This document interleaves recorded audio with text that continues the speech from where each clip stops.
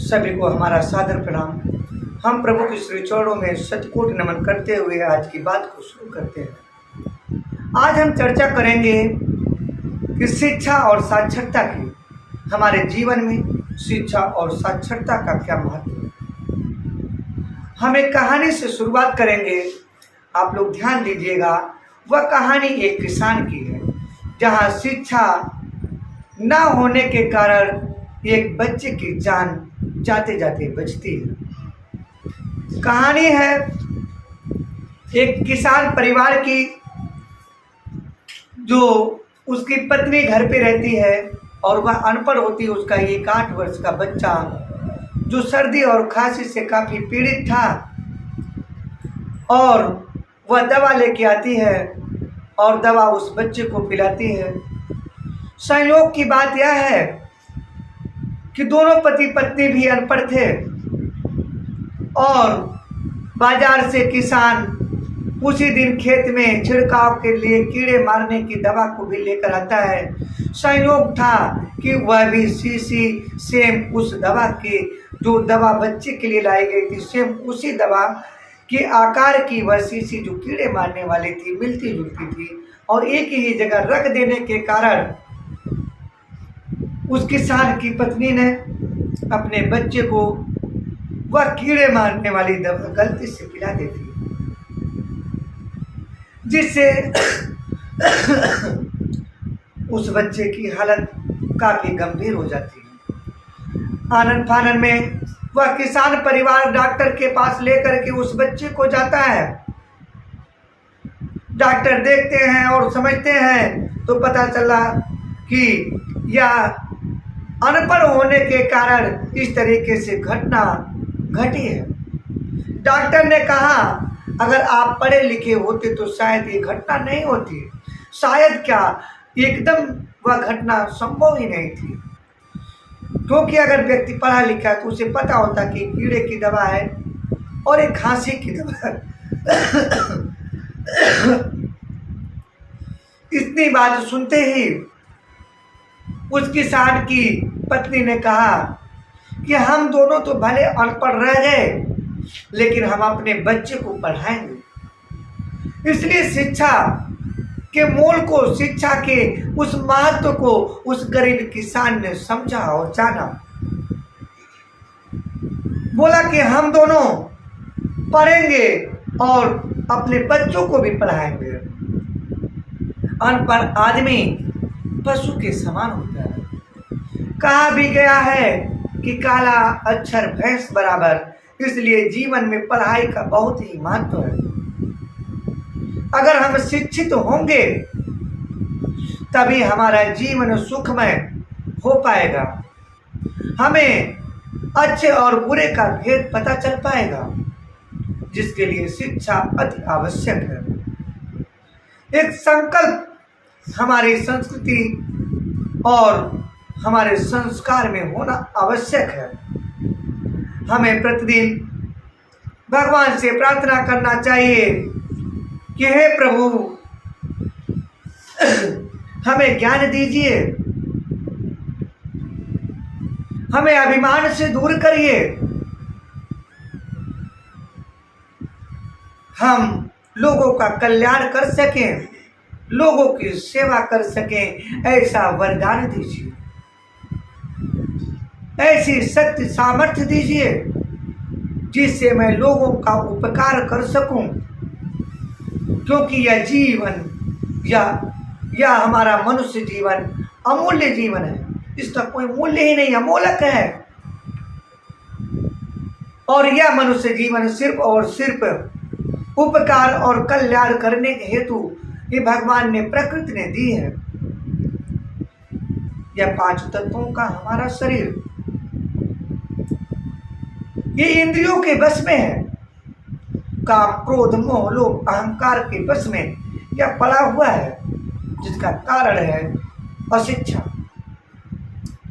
अगर हम शिक्षित होते तो ज्ञान की खोज करते, हम उस प्रभु परमात्मा की खोज करते, अपने मानव जीवन के उद्देश्यों को जानते, धर्म, अर्थ, काम और मोक्ष की प्राप्ति होती है हमारी, लेकिन हम अज्ञान, अशिक्षित, हम ढकोसलाबाद, हम दुनिया भर के कर्म कांडों में फंसे अपने जीवन को यूं ही व्यर्थ में न गवाते। इसलिए हमारे जीवन में शिक्षा और ज्ञान का बहुत ही महत्व है। हम अज्ञानी हैं, हमें यह नहीं पता कि हमारे जीवन के लिए आवश्यक तत्व की कौन सी आवश्यकता है। यह ज्ञान हमें कब होगा? जब हम किसी सत्संग में किसी गुरु के पास जाएंगे, तब जाके हमें ऐसे ज्ञान की प्राप्ति हो सकती है।